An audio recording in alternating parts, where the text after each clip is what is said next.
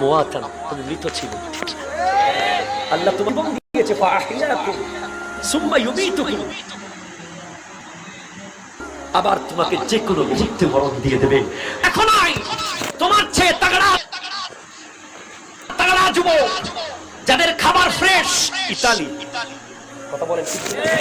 আমাদের মতো ভেজাল খাবার তারা খায় না, ফ্রেশ, যাদের আবহাওয়া ফ্রেশ, যাদের রুটিন মাফিক জীবন যাপন সেরকম পারফেক্ট যুবক, একেবারে তাগড়া, kidney perfect, liver perfect, chest perfect, brain perfect, যাদের বাহু পারফেক্ট, যাদের বডি তাগড়া, এক সেকেন্ডের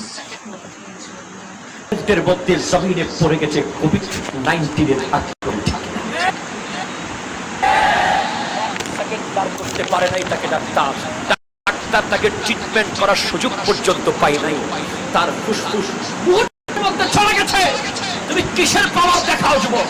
তুমি কিসের অহং দেখাচ্ছ? তুমি কি নিয়ে বড়াই করছো? তোমার বড়াই হবে, তোমার অহংকার, তোমার কম্পিটিশন হবে। বন্ধু দোস্ত, তুই 5 ওয়াক্ত দেছস, আমি আজকে থেকে তাহাজ্জুদ সহ করব। কথা করে বলেন ঠিক? তোমাদের কম্পিটিশন হবে বন্ধু, তুই নাকি ছাত্র সেনার মেম্বার হয়ে গেছিস, শুনেছি, আমি আজকে থেকে মেম্বার হয়ে যাব, ঠিক কিনা বলেন?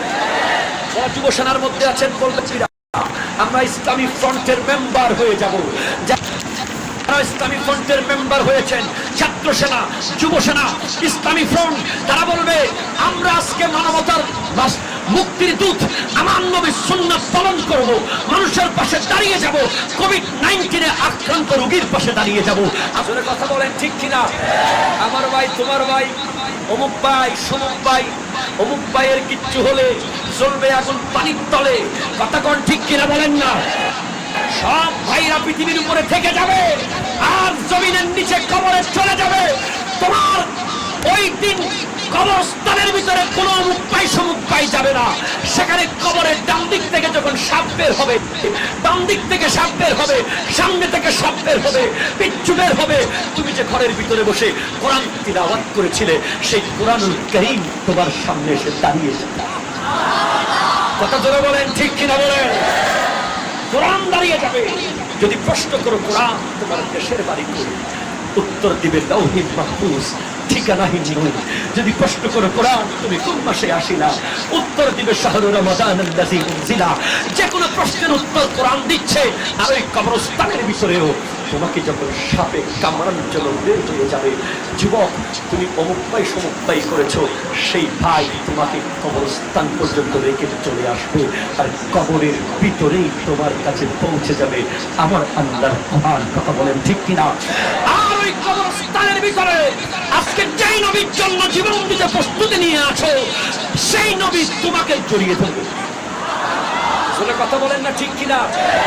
যুবক, নামাজ পড়ার দরকার আছে না নাই? নামাজ পড়ার দরকার তো আছে। জিন্সের প্যান্টটা কি করে আছে না নাই? এমন প্যান্ট পরে আমার যুবক ভাইরা, যে প্যান্টে বসলে উঠতে পারে না, উঠলে বসতে পারে না, আবার তার পিছনের কাতারে যে মুসল্লি নামাজ পড়তেছে সে লজ্জায় নামাজ পড়তে পারে না। ঠিক কিনা বলেন না? কারণ রুকুতে গেলে সব দেখা যায়, পুরো মহেশখালী দেখা যায়। ঠিক কিনা বলেন না? এমনভাবে প্যান্টটা পরে একেবারে কাঁচায় কাঁচায়। আবার ইদানিংকালে কিছু প্যান্ট আছে সিরা, এখানে সিরা প্যান্ট নাই মনে হয়, এখানেও এসে গেছে সিরা প্যান্ট। বলে হুজুর এটা কি ফ্যাশন?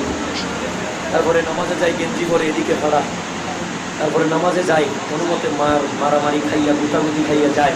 যাওয়ার পরে দেখি চুল কতগুলো এদিক থেকে দূরাইতে দূরাইতে নামাজের ভিতরে নামাজও করতেছে।